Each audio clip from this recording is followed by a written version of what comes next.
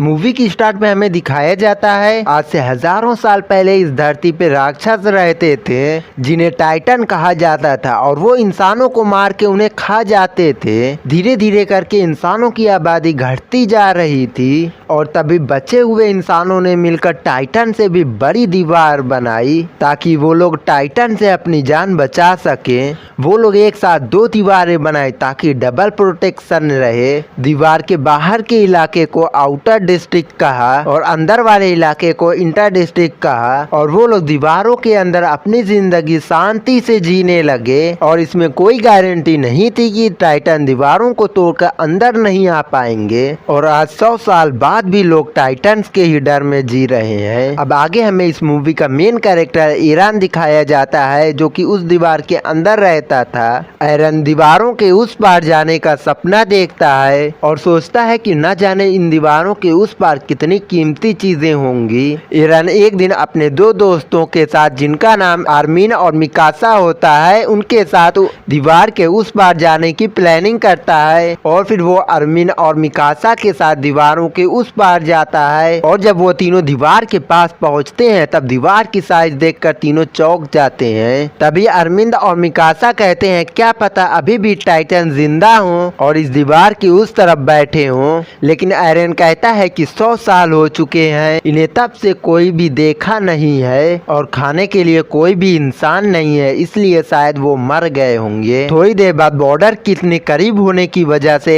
उन्हें गिरफ्तार करने के लिए वहाँ की सैनिक आ जाती है। एरन गुस्से में आके उनसे लड़ना शुरू कर देता है। तभी वहाँ कैप्टन सौदा उनके पास आ जाते हैं। वो सभी सैनिकों को पीछे हटने के लिए कहते हैं। वो कहते हैं कि वो खुद ही इन्हें सबक सिखाएंगे। कैप्टन एरन की यह बात सुनते हैं और वो उनसे कहते हैं ये सब बस एक बचकानी हरकत है। इस दीवार के उस पार हमारी सरकार ने कुछ सैनिकों को भेजा है देखने के लिए ताकि वहाँ की कंडीशन देख सके, तो तुम्हें अपनी जिंदगी खतरे में डालने की जरूरत नहीं है। और तभी एक बहुत ही जोरदार धमाका होता है और वहाँ पे भूकंप आने लगता है। वो चारों पीछे हट जाते हैं और तभी वहाँ पे एक विशाल टाइटन दिखाई देता है और वो दीवार को लात मार के जोर से चिल्लाता है। और इधर सैनिक टाइटन्स को रोकने के लिए कुछ भी नहीं कर पाते हैं। आखिर में टाइटन दीवार तोड़ देता है और धुएं में गायब हो जाता है। कुछ देर के लिए एकदम खामोश हो जाता है और फिर लोग देखते हैं बहुत सारे टाइटन अंदर आ रहे हैं।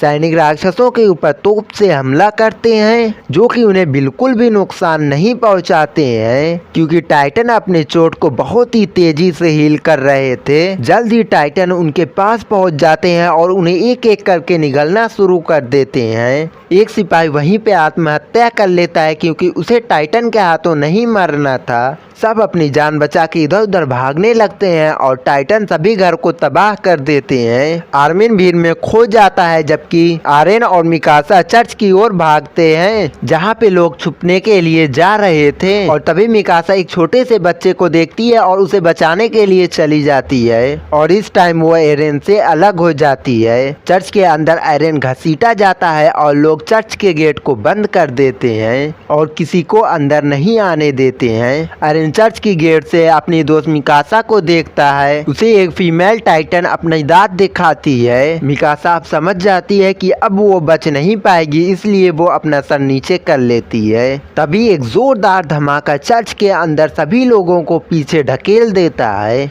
तब एरन बाहर देखता है और मिकासा और टाइटन दोनों कहीं नहीं दिखाई देते हैं। एरन बाहर आकर चारों तरफ देखता है कि सभी टाइटन चर्च को तोड़ रहे हैं और उनमें से सभी को खा रहे हैं। अब एरन को कुछ ना मिलने की वजह से शहर में इधर उधर भटकने लगता है। फिर हमें 2 साल के बाद का समय दिखाया जाता है। सभी बचे हुए सैनिक इन डिस्ट्रिक्ट में चले जाते हैं। सेना आउटर डिस्ट्रिक्ट को दोबारा पाने की कोशिश करती है। अब इन डिस्ट्रिक्ट में खेती सही से ना होने के कारण खाने की कमी ने लोगों को मारना शुरू कर दिया है। अब अगर ऐसा ही चलता रहा तो आखिर में सभी लोग भूख के ही कारण मर जाएंगे। अब इन सब का एक ही तरीका है कि आउटर आउटर डिस्ट्रिक्ट को अपने कब्जे में दोबारा ले लेना।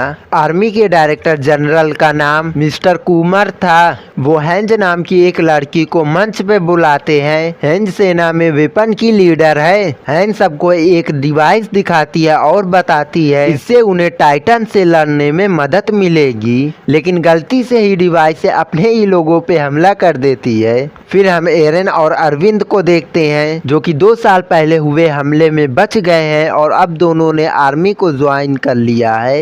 एरन टाइटन से बदला लेना चाहता है मिकासा को मारने की वजह से जिससे वो प्यार करता था। उस हमले में कैप्टन सौदा भी बच गए, पर वो अब जीना नहीं चाहते हैं क्योंकि अब वो सेना में बस एक शराबी हैं। सभी सैनिक तैयारी करते हैं रात को आउटर डिस्ट्रिक्ट पे अटैक करने के लिए जब टाइटन सो रहे होंगे, और वो लोग उस गुफा को बंद करना चाहते हैं ताकि कोई टाइटन अंदर ना आए। हैन सभी को धीमे धीमे आगे बढ़ने के लिए और शोर ना करने के लिए कहती है क्योंकि टाइटन के कान आवाज को बहुत ही जल्दी सुन लेते हैं। तभी सैनिक आउटर डिस्ट्रिक्ट का गेट खोल देते हैं और सेना आउटर डिस्ट्रिक्ट पे अटैक करने के लिए निकल जाती है। जैसे ही वो आगे बढ़ते हैं कैप्टन गाड़ियों को रोकने के लिए कहता है क्योंकि उसे आगे कुछ हलचल सुनाई देती है। फिर सैनिक धीरे धीरे चारों ओर देखते हैं और उन्हें गाय के अलावा और कुछ भी दिखाई नहीं देता है, और तभी उनमें से एक लड़की को रोते हुए बच्चे की आवाज सुनाई देती है और वो उस बच्चे को देखने के लिए चली जाती है।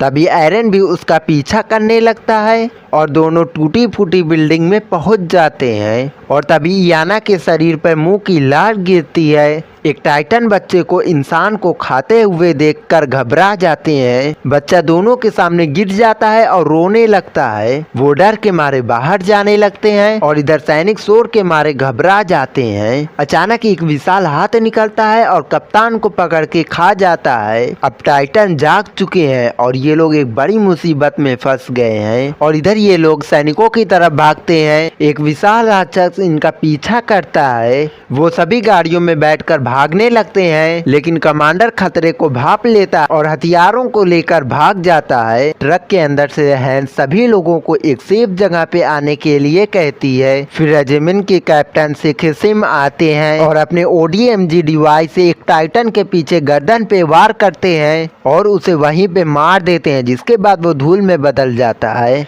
उसके साथ एक लड़की भी होती है जो कि टाइटन को मार रही होती है। आखिर में एरन सिम के दोस्त की एक झलक देखता है और ये देखकर वो हैरान हो जाता है, और ये मिकासा है। मिकासा हालांकि अपने पुराने दोस्त पे ध्यान नहीं देती है और सिम को मुस्कुरा कर देखती है, और फिर दोनों वहाँ से निकल जाते हैं। इसके बाद हमें पता चलता है कमांडर कोपल ने ही सिमा को मदद के लिए बुलाया है। सिमा ने उस दिन मिकासा की जान बचाई थी और उसे लड़ना सिखाया था, और तब से वे दोनों एक दूसरे के साथ काम कर रहे हैं। मिकासा अपने जीवन के उद्देश्य को जान ली है और वो अपने पुराने दोस्तों से मिलना नहीं चाहती है। सिमा एरन से उसका नाम पूछता है और उसे बात करना शुरू कर देता है, और एरन कहता है कि उसे टाइटन से लड़ना है, लेकिन सिमा हंसते हुए कहता है इंसानों ने खुद को फंसाया है, टाइटन ने नहीं। वो लड़ने से बहुत डरते थे और उनकी कायरता ने उन्हें यहाँ लेकर आई है जहाँ वो आज हैं। फिर वो आयरन को कायर कहता है और टाइटन से लड़ने के लिए कहता है। फिर आयरन मिकासा की तलाश में जाता है और उसे एक पियानो बजाते हुए देखता है। आयरन मिकासा से मिलने की कोशिश करता है, लेकिन मिकासा उसे कहती है वह एक अलग व्यक्ति में बदल गई है। मिकासा बताती है जिस बच्चे की वो देखभाल कर रही थी उसकी मृत्यु हो गई। जब वो अपने शरीर के घाव को दिखाती है और वो बताती है कि वो सिमा की आभारी है। फिर सिमा वहाँ आता है और मिकासा को एप्पल खिलाता है और उससे प्यार करता है। एरन अपना टूटा हुआ दिल लेकर वहाँ से चला जाता है और वो तड़प में चिल्लाता है। उसका इकलौता प्यार जिसके लिए वो टाइटन से लड़ने के लिए उतरा था, अब वो वैसी नहीं रही जैसी वो हुआ करती थी। तभी हियाना एरन के पास आती है और हियाना अपनी बेटी के बारे में एरन से बताती है और उसे बहलाने की कोशिश करती है, लेकिन तभी वो जो देखते हैं वो देखकर हैरान हो जाते हैं।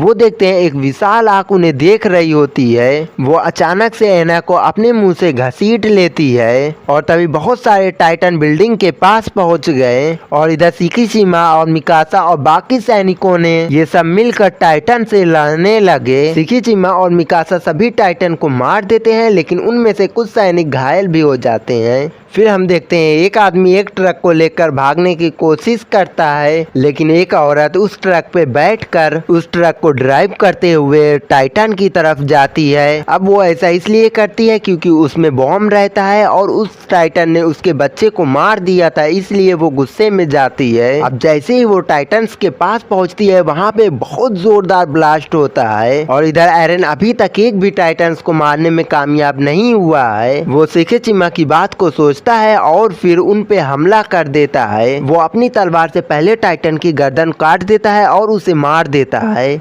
फिर वो थोड़ी देर बाद अपना बैलेंस खो देता है और दूसरे टाइटन के मुंह में जाके गिर जाता है। लेकिन तभी उस टाइटन ने एरन के पैर को काट लिया और उसकी जान जाके बच जाती है। लेकिन तभी एक टाइटन एरन को पकड़ लेता है और दूसरे लोग उसे टाइटन से बचाने की कोशिश करते हैं, लेकिन वो टाइटन एरन को निगल जाता है। वहाँ पे वो बहुत सारी लाशों के बीच में फंस जाता है, उनमें से एक इयाना भी होती है। इस समय मिकासा बाकी सैनिक के साथ एक छत पे होती है, जहां अरविंद मिकासा को एरन की मौत के बारे में बताता है और यह सुनकर वो अपनी फीलिंग को अरविंद के सामने छुपा लेती है और गुस्से में टाइटन के ऊपर हमला कर देती है और वो गुस्से में काफी टाइटन को मार देती है, लेकिन उसके जेट पैक का गैस खत्म हो जाता है। लेकिन तभी एक राक्षस मिकासा की तरफ आता है और मिकासा उसे मारने के लिए तैयार रहती है, लेकिन अचानक उसके मुंह से एक हाथ निकलता है और एक नया टाइटन निकलता है जो कि बाकी टाइटन को अपने हिसाब से मार रहा होता है।